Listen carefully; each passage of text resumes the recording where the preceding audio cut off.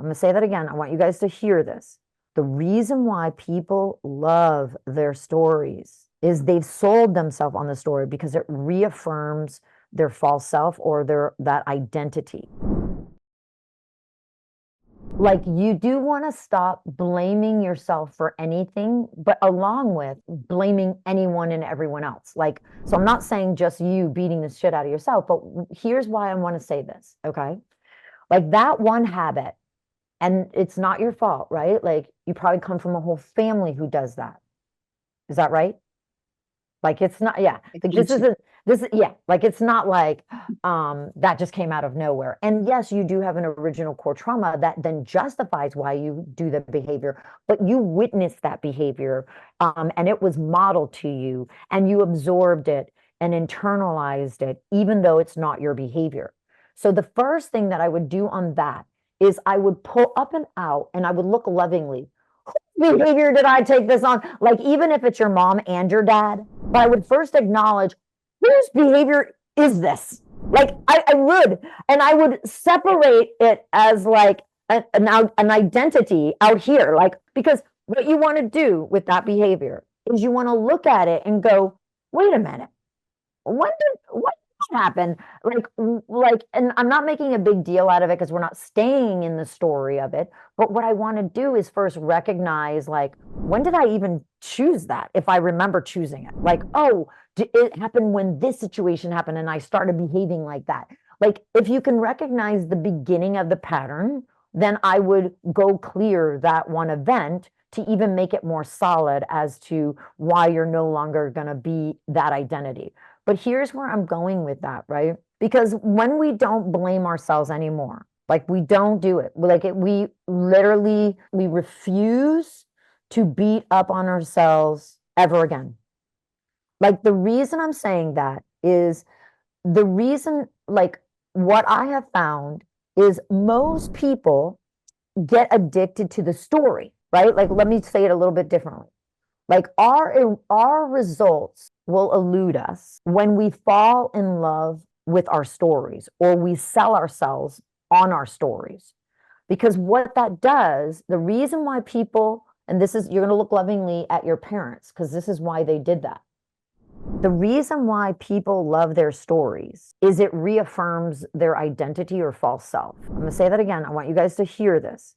The reason why people love their stories is they've sold themselves on the story because it reaffirms their false self or that identity. So when they tell other people why problem exists in their life, then they get some type of attention from it. Remember, we don't do things just because we do them. We do them because we're getting something from it.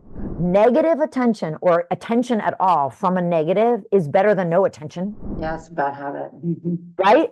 So they don't think they're valid. They didn't think, oh, I'm so good, I'm so valuable enough, or I care so much about. They didn't think that they could just go, hey, would you give me a hug right now? Or would you help me celebrate and praise myself right now? I would love it if you could acknowledge that I just did this and I'm just a badass housewife, or whatever it is they want to do.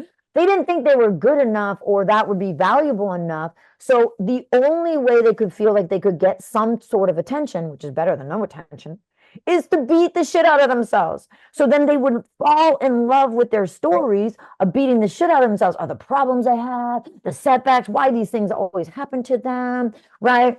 So what ends up happening is, then this is what happens. Then we then, in telling those stories, we then fall in love, like, our results will elude us when we are so preoccupied trying not to lose something, showing people how we're not, like, like, why this is happening to me, why we're really a victim to it, right? And so on and on, so on and so on. But here's why I'm wanting you to, like, really call this out and, like, no longer tolerate it. Because what happens is, the truth is that there is no such thing as a problem, because every problem has an equal and opposite solution. But when we talk only about problems or complain about problems, we trick our brain into thinking that problems are fixed, as if they're facts, and they're not. Like, they're not. Right? Yeah, right? So what's really important is like oftentimes, people are always so afraid of like, oh, I don't want to upset someone though. Like if I've got family members and they're like all about like complaining and everything. And so what ends up happening is they'll go, well, let me just shrink myself. I'm gonna make myself smaller to make other people comfortable. But really feel that. Like now this is like when we play like this, when we try to shrink ourselves smaller so someone else feels better, now we create a lose-lose. A lose for us and a lose for them, right? Why? Because no one ever is inspired by someone who plays small. So we haven't helped them in any way. And we sure as heck didn't help ourselves.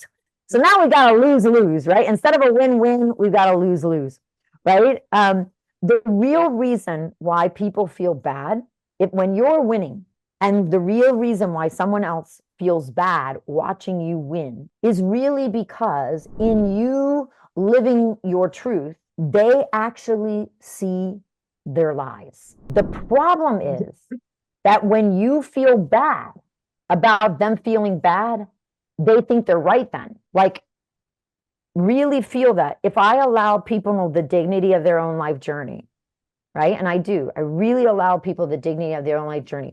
But like if I'm shining bright, I'm not going to dim my light to make someone feel better because number one, I can't. I really can't. They're either going to step up and shine their light because they're inspired by what I'm doing, or they're going to go away. They're going to find someone who's willing to, be less. But either way, that's okay, because ultimately, in them doing that, like I'm allowing them the dignity of their own life journey. To think that I could actually make them feel better because I play smaller is like thinking that like, I could pee for them or poop for them. It's like never going to happen. I can't do any of that for them. It's going to come from the inside, right? So if that's the truth. And so when we can really see that, like, oh, I really can't do that, right? I cannot actually shrink down or be too much for people, right? It's all them. What happens is when they feel those negative emotions, they're misunderstanding what the negative emotion means.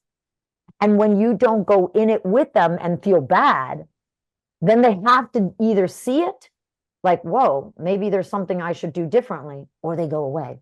Like they just won't be an active part of your life. But that's okay.